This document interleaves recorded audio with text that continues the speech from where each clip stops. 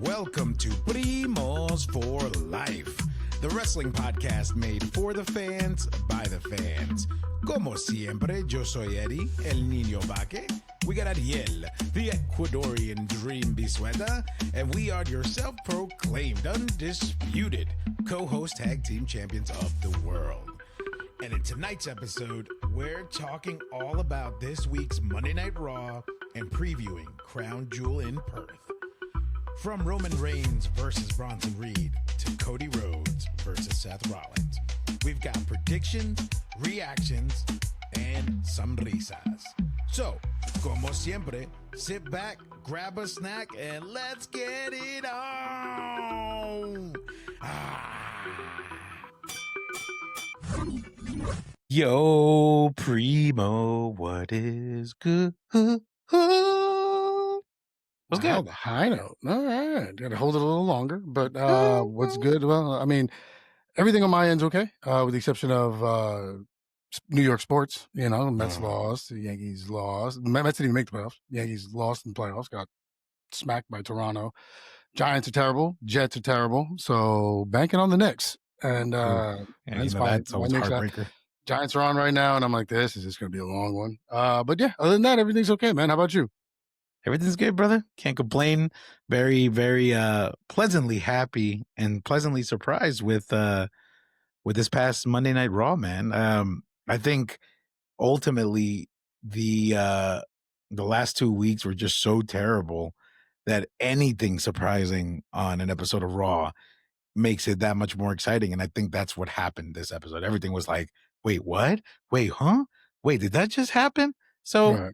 it was it was a good watch. I'll just leave it at that. It was a good watch. Seems like they realize it's time to start shaking some stuff up. Otherwise, like we said last one, ho-humness and silence. No bueno, no bueno. So, yeah, man, let's just kind of fill everybody in on what's going on today. It's going to be just a quick walkthrough of Raw, and then we're going to do our picks for Crown Jewel in was it Perth? Perth, yes. Perth, Crown Jewel in Perth. Yeah. So, let's I'll let you rock off if you want to just kind of start us off and get moving. Yeah, of course. So Raw takes place, and actually, I don't remember the city, but I do remember that it was Roman Reigns that ended up opening up the show, which I was excited for because, and I was kind of telling you this behind the scenes. I was like, you know what, man, it's crazy how I'll say it, like I'm the first person to complain about like, hey, we need the younger talent. They need more camera time. They need more screen time, et cetera, et cetera. But man, the moment Roman comes back or like a CM Punk comes back, it's just like, yeah, there's a reason why they get paid what they get paid. There's a reason why they're so good. And they get the screen time that they get. Yeah. That's what it is. No, you're not wrong. They're the guys. That's why. But you're right. We do have to try to find a way to filter in some younger talent, some newer stars. But hey, here we are. Go with what works once again. Yeah. But basically, he opens up the show. He's cutting a promo about his return. And then Bronson Reed, the tribal thief, comes out and interrupts, obviously, with Paul Heyman by his side, basically setting up their fight at Crown Jewel, which is going to be an Australian street fight, right? So, of course, when we know street fight, bloodline rules, street anything, we know that everybody and their mothers is going to just going to interfere in that match. Basically. So yeah, I mean, not surprised, but again, not at all. Yeah, but I mean, but overall, I definitely enjoyed the whole segment. I love how great Roman is on the mic now. I like that Bronson Reed's, his facials and his expressions and like, them like, oh no, you wait till, I always say Sunday, wait till Saturday to fight, because you're on his time, do it on your terms, and a lot of back and forth. And then, obviously Bronson at some point breaks and he just goes to the ring and then he gets Superman punched. And then here comes the giant, like, security breakup. Everybody's like, what's his name? Gable's old partner, Jordan. Jason Jordan. Jason Jordan, right? He comes out in his suit. Everybody's just like, no, hold him back. And I'm like, can you really hold back these two monsters? Come on, man. Let's go. We've seen this a bunch of times, but it's fine. You're setting up because you have the match coming up. Fine. It's the go home episode, so right. put on the book. But once again, you're right. Good to have Roman out there, always solid on the mic. It's just, after what, he was gone a month, Yeah, to about have him return is just always going to bring ratings in. He's good. He's great at what he does. Hence the reign that he had. yeah. Not to be, full of rain reigns, but yeah, that's so. Doom-tch. So solid promo, a solid opening. Yeah. Yeah, man. So then, we move over to Becky versus Maxine Dupree, which was a surprise match, right? Well, not necessarily a surprise match, but it was set up the previous episode. But what the surprise was actually Maxine getting the win over Becky. And what made this match so good, first of all, the match itself was great. I mean, Maxine looks great. Becky did fantastic. And there was a lot of back and forth. There was false finishes. It was like, oh, Becky's going to win. Right. No, Maxine's going to The win. No, close backdoor. falls, Yeah. this. And at one point, Maxine even tries to cheat. Like she puts her legs on the rope, tries to get the quick pin. No, nothing. Mm-mm. And then out of nowhere, like she ends up, pulling a fast one and getting the win. Actually, the win happens because Becky gets counted out. Becky gets distracted outside and not realizing that the ref is still counting. Boom, reaches to 10. Everybody's in shock, even Maxine. She runs off like, haha, heist of the century kind of thing. Right. But again, pleasant surprise. Like I was pleasantly surprised. I was like, no way. That's crazy. She's been around for a while, and she's been kind of always on, the lower side of everything. And so to see her get a push and to see her get a win over a talent like Becky Lynch, you're champion, you're IC champion. Like, yeah. So solid. Yes. Good. Hopefully this is a push for her and this is them trying something new out. I haven't seen much of her in the ring. So we have to see how that goes, because it could always be, the push and then they get the shot. Doesn't really pan out, stuff like that. But I agree with you. Good to see that happen, and very surprised. And she looked quite good. Yeah. The other point that I'm going to make about, because I just made little points from the episode, so we don't spend too much time on it. Moving on to the next match with Lyra and Roxanne. The reason why I just want to touch on it really quickly and then we can move on is because I feel like this whole Lyra Bailey and the ladies from Judgment Day, they keep facing each other every week. It's like one versus the other, and then they switch every other Monday. The only reason why this is intriguing is because of Bailey. Bailey every week is one version of herself. So it's like she starts off being, the hugger Bailey, ends being the role model, or vice versa. And then I think what made this one exciting was because she was the role model, or actually she starts off as the hugger, but then ends as the role model, but didn't switch character, in the sense of like she was the intensity of the role model to keep beating up the Judgment Day after their match. So it was like, we're learning that Bailey, even though she has these split personalities, she could also choose how she wants to assert that energy when it comes to those characters, which I found kind of fascinating, because I was like, because in my mind, it's like, if you're the hugger, you're good. If you're the role model, you're bad. But it was almost like Batman, you use your bad powers for good. So you're like, so what are you doing? Okay, so that was kind of different. That was nice. That's what intrigued me about that whole thing. But overall, obviously solid match. I mean, both of these guys are really good. These gals rather. And then obviously and Perez ends up getting the win because of a distraction, and that's what causes everybody to get beat up afterwards at the end, as the episode goes. Always. That's always what it is. So yeah. But all right. Yeah. Yeah. So that was pretty good. And then we get Io Sky versus Kairi Sane, because obviously, though I always say this, right? I never like it when people that are competing at the PLE are going to compete the night before. Like, I get their storyline, or like a week before. It's like they should just keep it for the PLE. But no, Io Sky and Kyrie get into it. The match was good. These two obviously are top tier. The one thing that made me nervous in this match, and I keep, like, people have made it, like, obviously social media has made it very, like, abundantly clear that, I don't know if Kyrie's just getting sloppy or she's a little rusty because she's not getting these reps in. But it almost feels like every time there's a possible injury happening, because did you see that buckle bomb towards, like, the apron on the outside? Like, if No, you no, no, see the no, no. way that Io Mhm, lands on her neck, it's just so rough, and I'm just like, mhm. "Oh my goodness," like, "Kyrie, please," like, I mean, you're great, but Right. please, you know what I Yeah, mean? you gotta be more careful. I Yeah, mean, the buckle bomb is what took Finn Balor out, right? Seth Rollins right, had me won the first ever, what is it, when they combined the belts or whatever, the Universal, right, and then he had to relinquish it the next day because the buckle bomb tore his shoulder and right. kept him out of action. So, yeah, I mean, you're right because the past couple of matches, there's been problems that every time Kyrie Sane's been around, and because someone else, Zoe Stark had Mhm, that knee injury and stuff. right. So, yeah, it's kind of getting a little dicey now. Like, you're right. It could be because she's not getting a lot of reps. Maybe that's what it is. But she needs to start training a lot harder because you can't have mistakes like that, especially if it's going to cost you one of your main talents.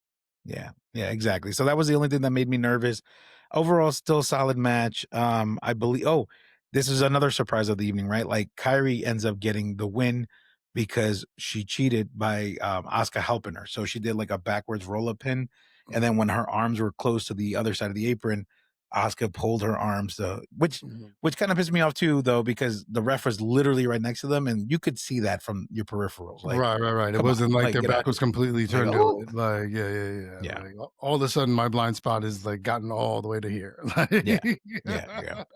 Exactly. And then the other womp womp match of the night or the moment of the night was the 6-person tag match between AJ Styles, Penta, and Dragon Lee versus the Judgment Day. I don't understand how this could be like.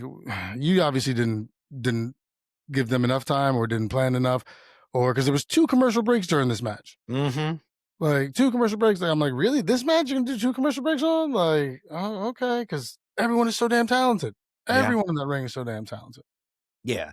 And I just didn't like, I mean, you knew it was kind of like a nosedive when even at the end of the match, after AJ and them get the win, like AJ has to come out and say, like, oh, my match with Cena, we don't need a story. You guys asked for it. We're going to give it to you and we're going to make it the best match ever. Like, take the focus off the match and then refocus the fact that this was just rushed because obviously it's one of Cena's last stops before his retirement tour ends.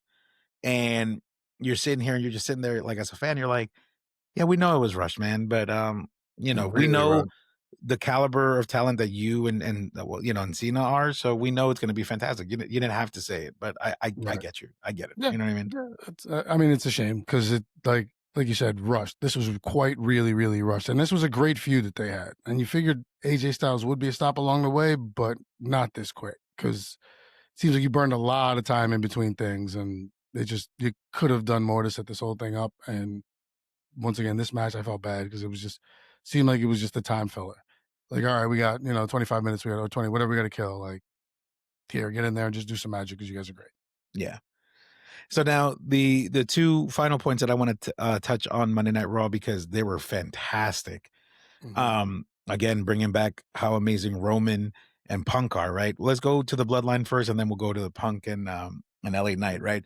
Okay. So there's this what I call, which is funny because Laura calls it this, like the telenovela of the Bloodline, because you Mm. know, you get a scene where a segment where Roman is talking to Jay and Jimmy, and then Jay storms off, and Roman tells Jimmy, he says, "Just because I'm not here doesn't mean I don't have eyes and ears everywhere.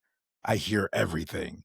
Lord, And here we Jimmy's go. like, "Oh, what?" And then fast forward later into the evening, Mhm. he's like, "Well, that's my brother and this and that." And, Jimmy's trying to defend Jay and whatnot. And he's like, just because you see everything and hear everything, he's more like me and less like you. And then Roman comes back with ever since he won that championship, he became more like me and less than like you. And you're just like, Oh, ay, Dios shit. mío. Like, Esta novela, bro, is crazy. wow. You're just like, we got to watch. We got to see what happens next, Wow. Well, like, yeah, I mean, you figure they had to do it eventually, and especially with the dissension they've had with Jimmy and Jay, where Jimmy's off to the side, like sidestepping, like side eyeing them and shit. So makes sense, but they're doing this well. yeah, they're doing it And so good. and once again, now I think you're leaving your options open for, whatever happens with them in the vision. If that's finally done, then you have now this that you can start building your new storyline with. So great lead, great. Like, this is great. This is that was Very, very well executed. Yeah. It was super good. And then, which ultimately, like, as the night progresses, we find out that Punk and LA Knight are gonna have a match with the Usos, but the interactions between Punk and LA Knight, I mean, again, these two are just fantastic on the mic. They're going at each other. And the one thing that Knight said to Punk, and then the Mhm. way Punk rebutted, where like Knight was like, he said something like, "Oh, and you know who has never, ever, ever, ever been pinned by Seth Rollins?" And then Punk goes, "You mean the same guy that never, ever, ever, ever held the World Heavyweight Championship?" Oh, shit. I was just like, "Yo!" But No. these guys, the way they got at each other, it was so awesome. It was really good. And then, you know, then there's a segment in the segment, I believe, because everybody's in the ring talking and everything. The Jay comes out and he's like, "No, I'm next in line for this belt, all this stuff." Then Jimmy comes out to help, and then Jay like attacks LA Knight. LA Knight's out for the count. Punk and Jay get in each other's faces. Jimmy's trying to break it up, and then Jay tries to super kick CM Punk. Jimmy Mhm. pulls him, and then Punk knocks out Jay, and then Jimmy's just standing there looking at Punk, and he's like, "You know what? I got to do this because he's my brother." Boom, knocks him out, and just what a way to like really Mayhem, mayhem. end the show in the moment. And it was just so good, man. Everything, like, it wasn't a perfect episode, and it wasn't like fantastic. It wasn't just like, oh, episode of the year, nothing like that. But it was just so refreshing to see new things, different outcomes, and even with the same players, and then just having Punk and Roman back, it was nice. It was a good watch. That it was Well, a great watch. especially with the last 2 episodes being what they've been. Yes. You know, it's kinda been more, I don't wanna say boring, but we're just kinda like, "Okay. Alright, alright, alright, let's go." So, to have the excitement, to have Maxine Dupree winning, you wouldn't see that because 'cause you're just figuring squash, Becky Lynch is gonna win. Right. You know what I'm saying? To have those different kind of things and set up for what's coming up Saturday morning, Yeah. is very well done for the go home episode. Kinda has to be when it's a go home episode to a PLE, but they did the right thing. Yeah. And once again, starting to shake things up, mixing things around a little bit, letting your talent do what they do. You know, these guys are great on the mic, so to have them go back and forth, perfect.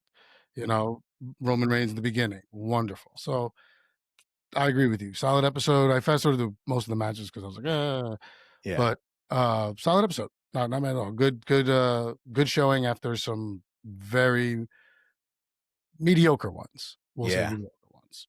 Yeah, yeah. And then actually, before we get into Crown Jewel, the one thing that I did also like that I know I forgot that I jotted down Mhm. was the Rollins and Rhodes second part of their video package about how their Ah, story and like how they feel about each other, and everything that happened at WrestleMania 40, and oh, you couldn't do it alone. Roman had the bloodline, all this stuff, and that's why you failed in 39. And at 40, that's where um anything to overthrow the bloodline and Roman at that point.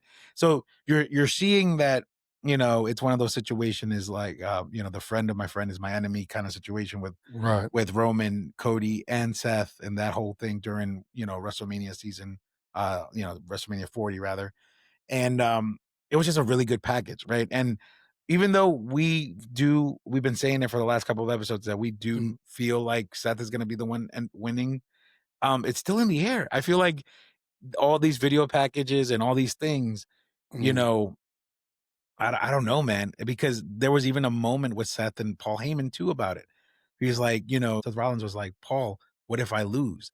And he's like, "Well, if you lose, then I'm gonna start to wonder, like, why did I choose Oh, you over man. Roman? Why did I, do all the things that I do?" But So, he's gonna use that. It's it's they so they got good. La you, they novela. got you, they Yeah, la got you. novela. They got you, man. It's what they wanna do. They Yeah, wanna make everything seem, of course, that there's a chance and everything, like, absolutely. love It's it. working. Yeah. It's working. Yeah, I liked it. I liked it.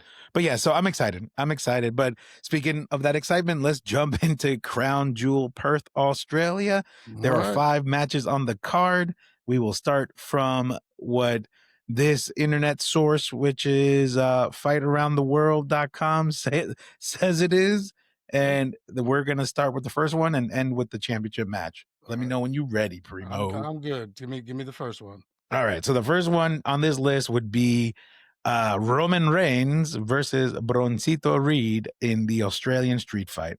That is the anticipated first match of the evening to set the Reigns. tone. All right. All right. Reigns, Bronson. All right. Go for it, man. I'll let you pick first and then I'll go after. Okay, man.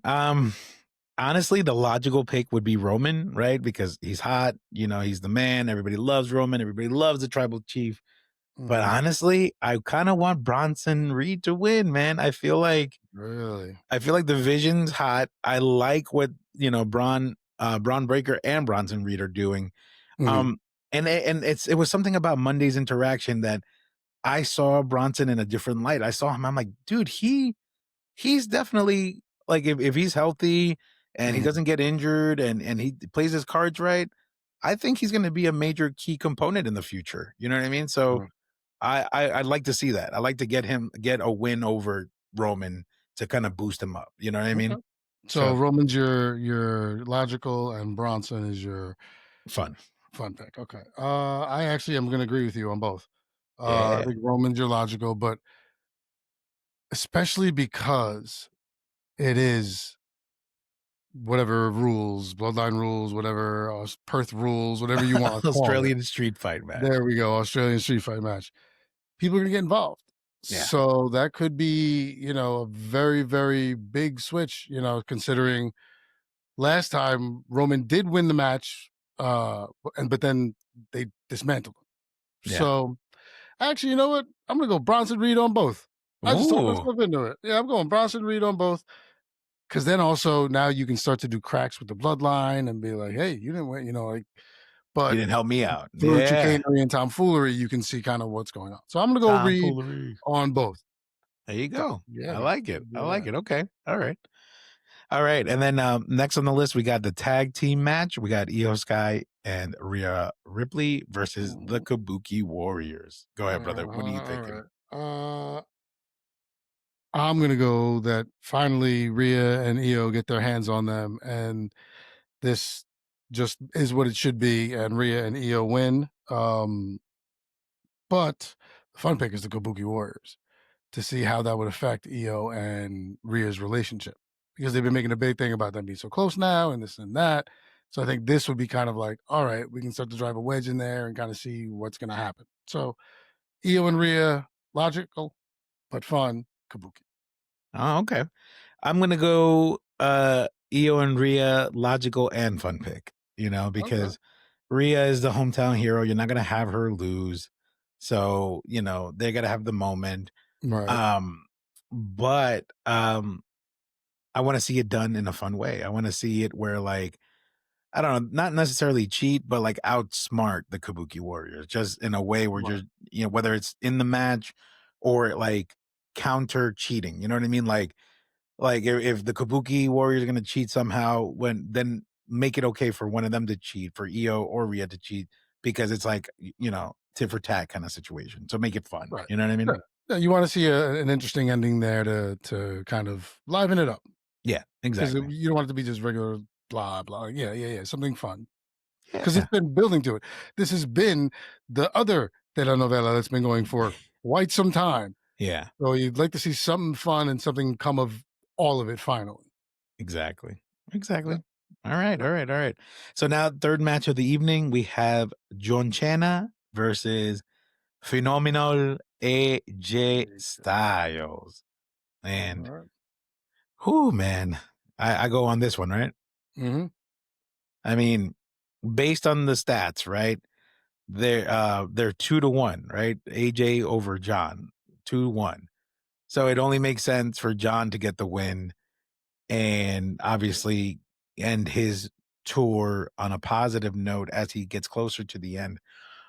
But the fun pick here is a no contest because Oh, Brock Lesnar comes out and destroys both of them. okay. That's Okay. what I'm thinking.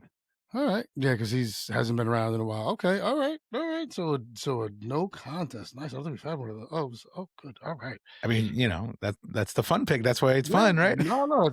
I mean, that's once again great. That's great booking in your head. Once again, Yeah. looking for something good, and this is where you can do something. Especially because you are a Perth that is going to be early in the morning.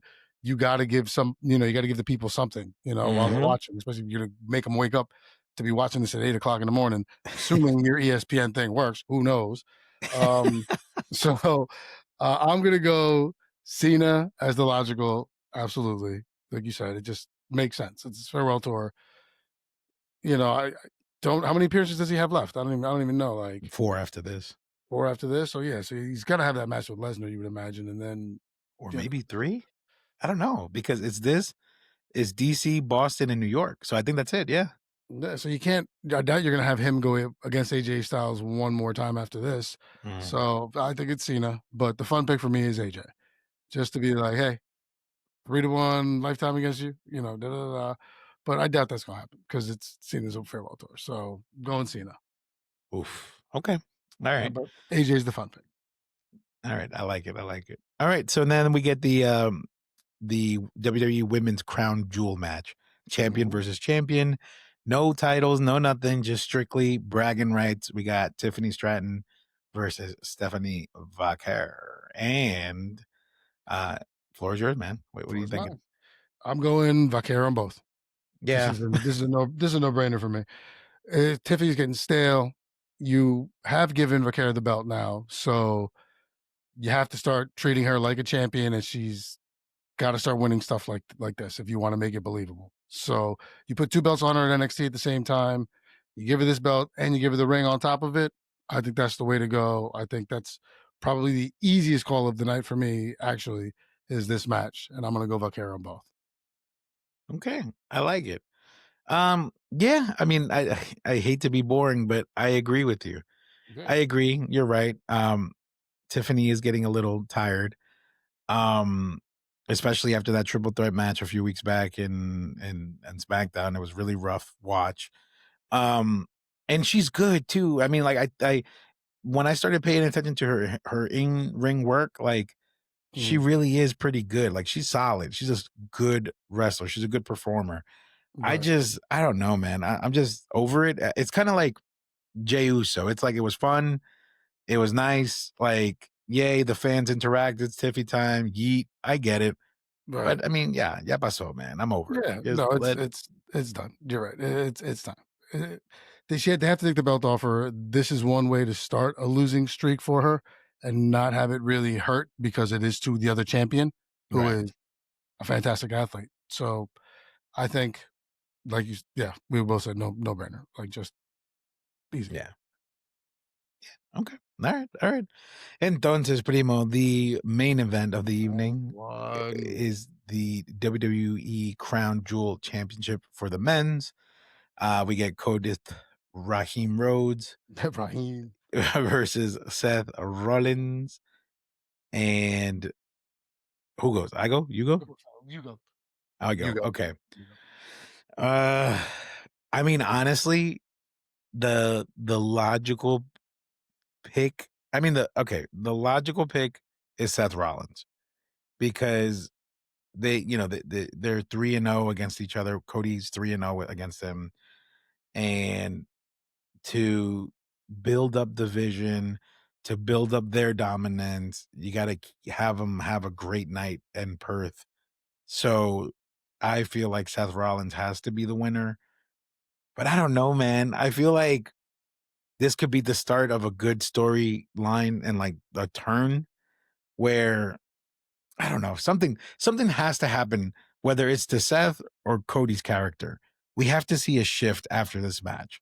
So that's what I'm hoping for. So the logical pick is Seth, but the fun pick is Cody. But like I want Cody to like be on the verge of like cheating or stooping low or doing something where it's like, no, Cody, how could you? Like, how Right. could you, like compromise your integrity? No, like You you're wanna bring better than some that. depth. You wanna bring some depth to the Yeah. character. Yeah, yeah, have him Yeah. just not be cookie cutter roads and, you Cookie know, cutter roads. I love like, that. that's just, you don't want it. Like, all right, let's let's change it up now because you've been back for 2 years. You've had the belt for, Jesus, however long. Like, so yeah, I see what you're saying. Like, switch it up, do something like that.